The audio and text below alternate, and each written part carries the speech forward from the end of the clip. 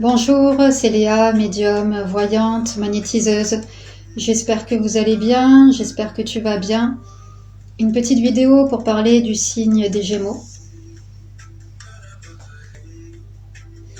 Je me concentre.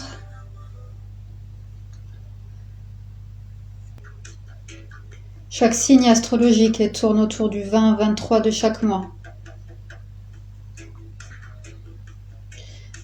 Cela peut être expliqué par l'étude astronomique, par l'astrologie ancienne, la configuration des planètes, des étoiles, du cosmos. Également, nous avons connu différents calendriers. Je pense là au calendrier des Mayas, et peut-être qu'il y en a même eu avant, jusqu'à notre calendrier. Nous avons connu des calendriers lunaires, solaires, lunaires et solaires également.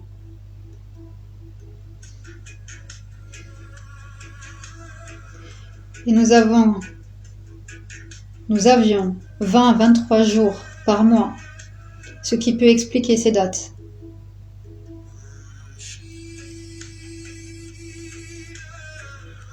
Nous avons connu un 13e signe qui se situait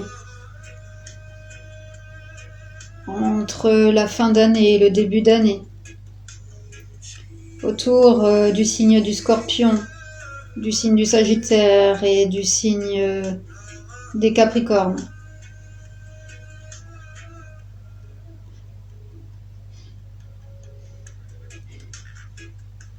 Le nom de ce signe astrologique a été détourné,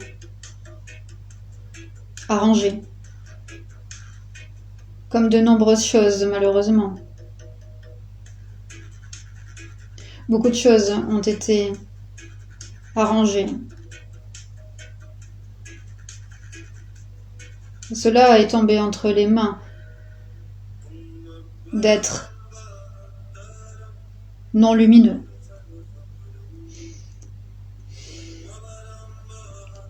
Je ne vais pas parler là du combat entre guillemets, entre l'ombre et la lumière, qui se joue depuis des siècles, pour ne pas dire des millénaires. Mais comme nous le savons, nous avons le masculin et le féminin à l'intérieur de nous, le yin et le yang, le plus et le moins, qui forment cet équilibre, cette harmonie.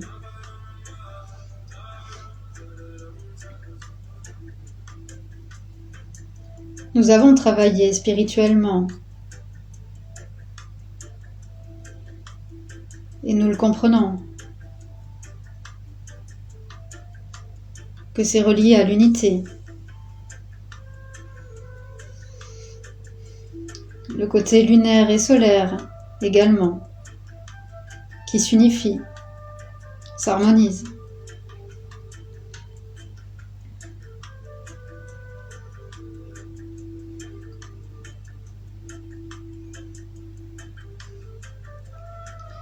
Avant de te parler du sentimental donc, pour comprendre un signe en particulier, il est intéressant de se pencher sur le signe précédent et également sur le signe suivant. Tu sais, c'est comme si nous parlions uniquement du mois de janvier, de l'hiver, sans évoquer le printemps et les autres saisons, sans évoquer l'automne qui précède et le printemps donc qui suit. Il manquerait quelque chose, tu comprends ?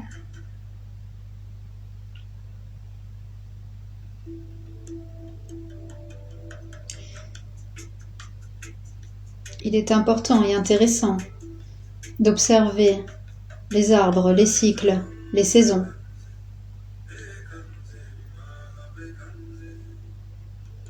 Bien, pour parler d'un signe astrologique en particulier, Il est intéressant et essentiel d'ouvrir sa vision,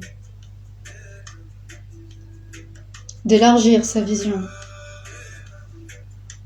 Vois-tu, c'est comme si tu es dans une pièce et que tu fixes un point en face de toi.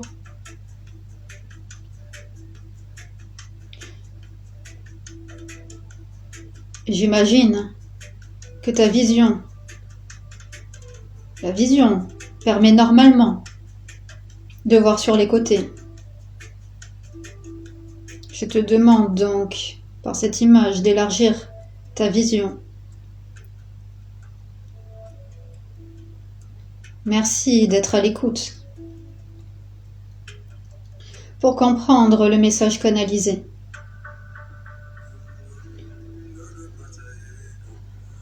En gardant ton discernement,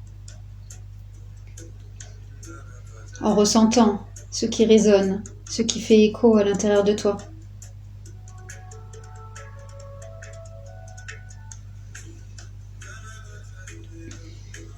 Je pense que je peux commencer à développer sur le sentimental.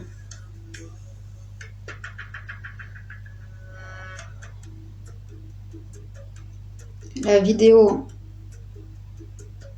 peut être en 2 parties. Une vidéo de 15 minutes et la partie de juste en dessous. Sentimental, Gémeaux. Les Gémeaux, ou devrions-nous dire les jumeaux, sont liés par des fils invisibles, de nombreux fils invisibles. Ces fils représentent leur connexion. Ces fils sont perceptibles à la vue de l'âme, à la vue de l'esprit.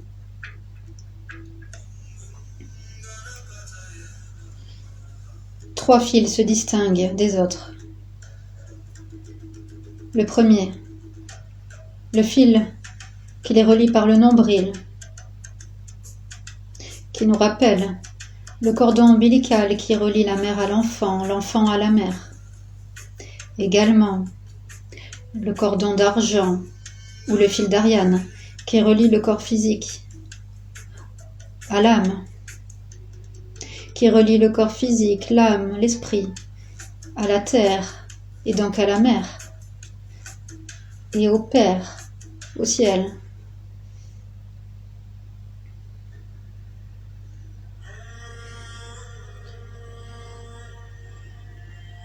Le nombril qui nous rappelle la respiration ventrale.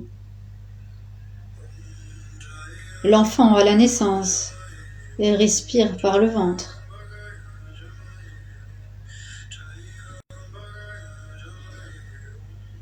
Les sophrologues ou en sophrologie, les sophrologues l'expliquent souvent.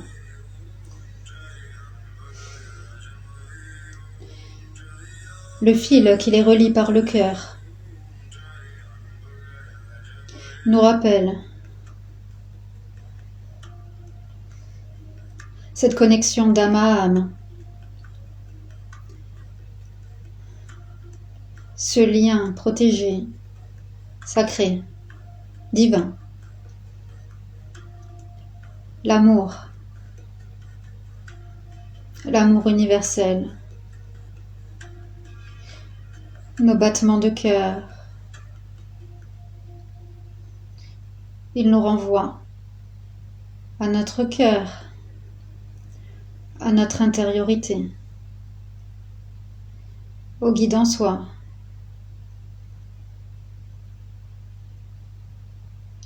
Et où à la guide en soi.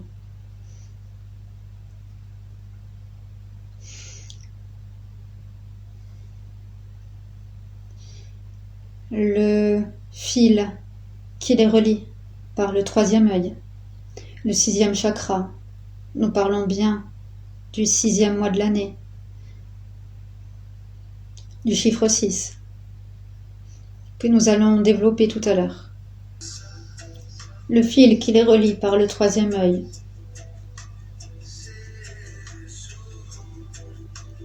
nous rappelle la connexion télépathique, la connexion par l'esprit, la connexion d'âme à âme, ce lien télépathique nous rappelle et nous ramène à la clairvoyance, la vision intérieure. Le troisième œil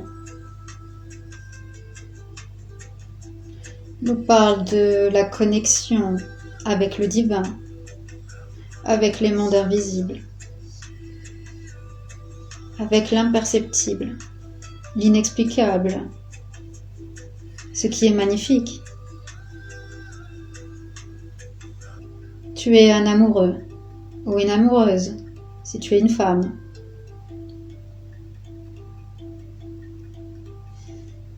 D'ailleurs, le 6 du tarot de Marseille parle bien de l'amoureux.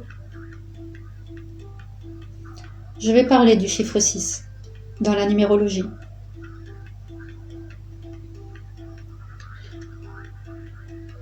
Le 6 a une forme arrondie, un cercle parfait.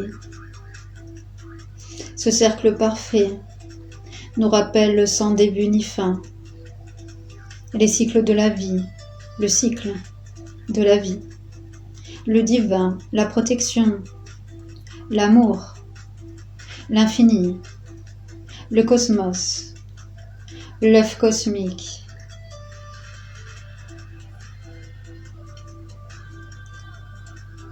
Le cercle parfait du yin et du yang, la forme de la terre, arrondie, le ventre d'une mère, arrondi.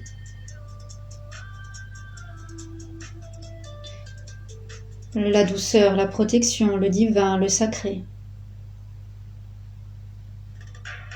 La protection.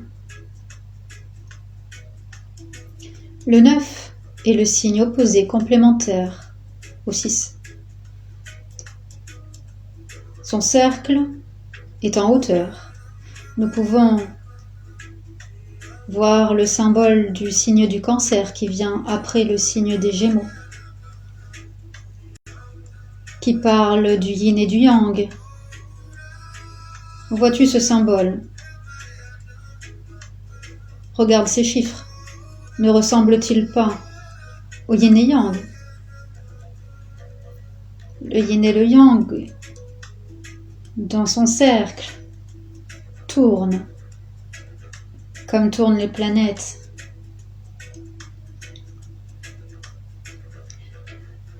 Tout cela nous parle de l'unité.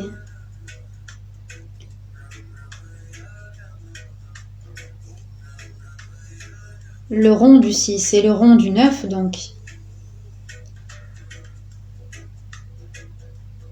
nous parle du bas et du haut, de la terre et du ciel, donc, du féminin et du masculin. Il tourne. Le symbole du yin et du yang n'est pas immobile. Il tourne comme les planètes. Il parle bien de l'harmonie, de l'équilibre.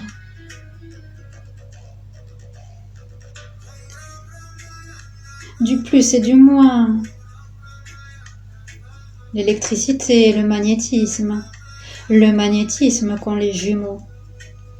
Cette attraction.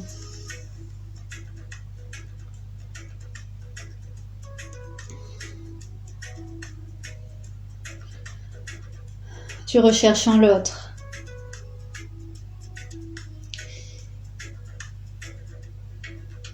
Le guide en toi. Ou la guide en toi. Tu recherches en l'autre ta moitié, ton âme sœur, ta flamme jumelle. Cette unité, cette confiance, cette loyauté, cette complicité, sans besoin de parler, pour se comprendre.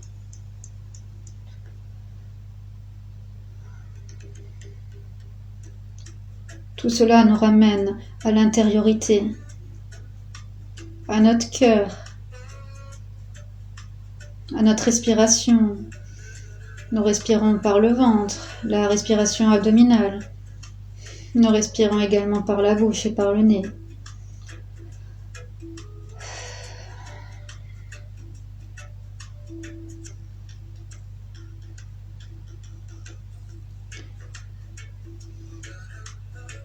Je t'ai parlé du chiffre 6.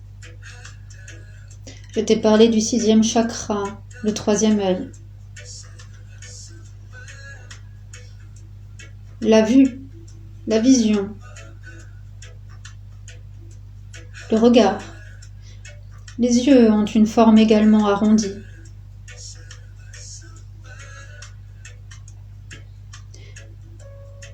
Tu es un grand observateur ou une grande observatrice. Ta vision a dû s'élargir, Gémeaux, mon ami Gémeaux.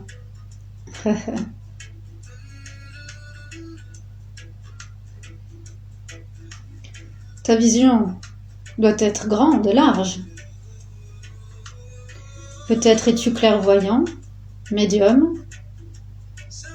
Peut-être travailles-tu avec les énergies qui t'entourent. Magnétiseur, magnétiseuse. Peut-être chaman.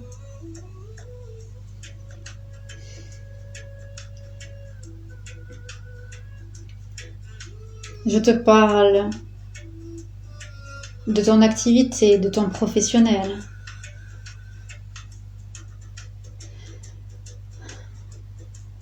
Pour comprendre et établir des liens, tisser des liens.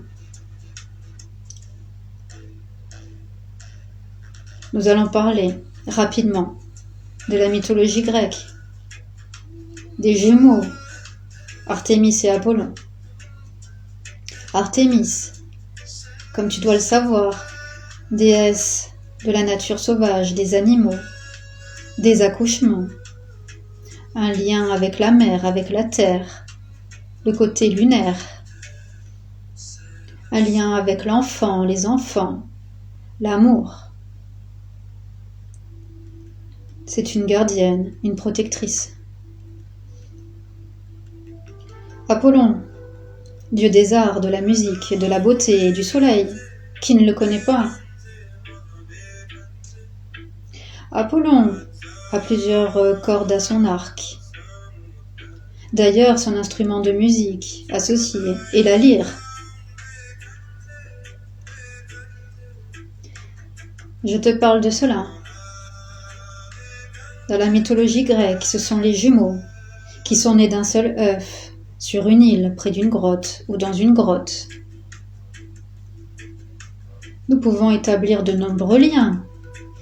Bien sûr, comme nous le savons, la mythologie grecque ou d'autres mythologies anciennes est imagée. Il y a pas mal d'images, de métaphores. Beaucoup d'informations et de beaux messages.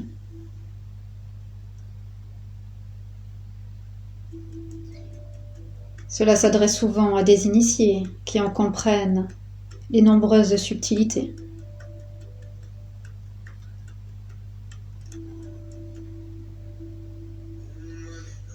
La grotte. Pourquoi serait-il né dans une grotte ou non loin d'une grotte? T'es-tu posé la question? La grotte symbolise bien sûr la matrice de la femme, de la mère. C'est évident.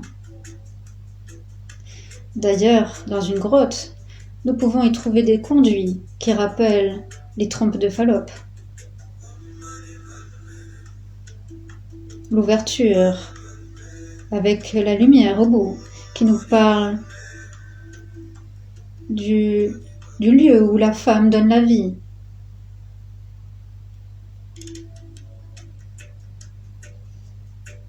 Nous parlons bien de la mer, de la terre.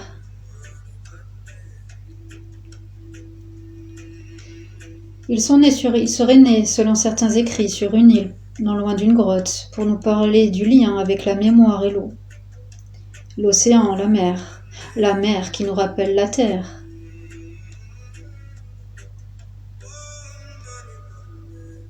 Ils sont nés d'un seul œuf.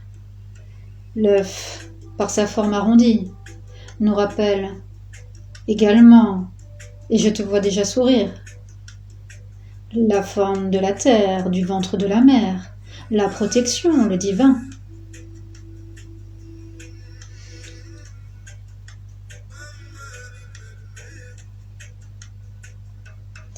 Il parle du masculin, du féminin, de l'équilibre, de l'harmonie. La grotte. Observe une grotte enfin. Ne remarques-tu pas sa forme arrondie qui rappelle le ventre d'une mère? La forêt qui l'entoure, qui parle de la nature, qui nous parle d'Artémis, déesse de la nature et des accouchements. N'as-tu pas fait le lien entre la déesse des accouchements de la nature et son lieu de naissance?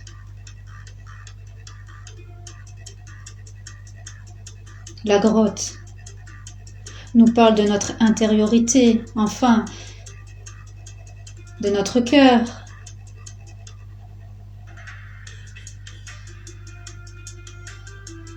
Le message est pourtant clair et pourtant simple. Mais beaucoup ne comprennent pas ces nuances, ces subtilités. C'est bien dommage.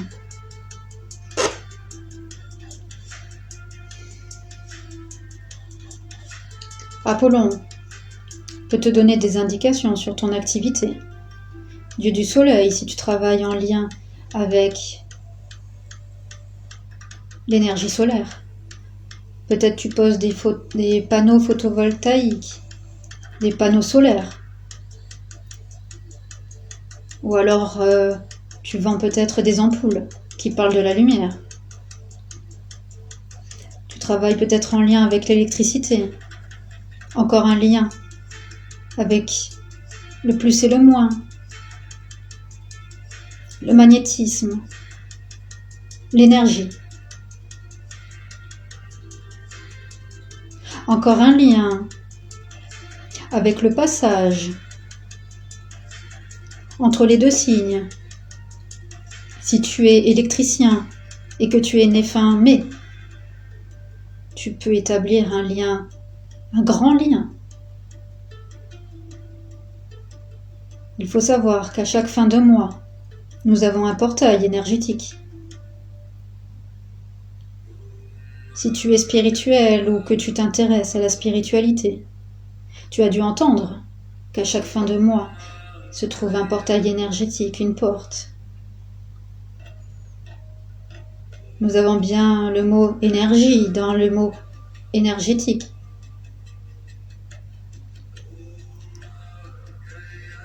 Tu n'es peut-être pas électricien, mais tu as peut-être un lien étroit avec le magnétisme, avec l'énergie, avec la concentration d'énergie si tu es né fin mai. Également, je fais un lien avec la beauté. Si tu es mannequin ou que tu défiles, cela fait partie de la beauté. Également, si tu vends des pierres précieuses ou que tu t'intéresses aux pierres précieuses, cela fait partie de la beauté. Où trouve-t-on les pierres précieuses d'après toi? Tu as la réponse. Avec quoi fabrique-t-on les ordinateurs, les tablettes, les téléphones? Avec des métaux. Où retrouvons-nous ces métaux? Si tu travailles en lien avec la technologie nouvelle.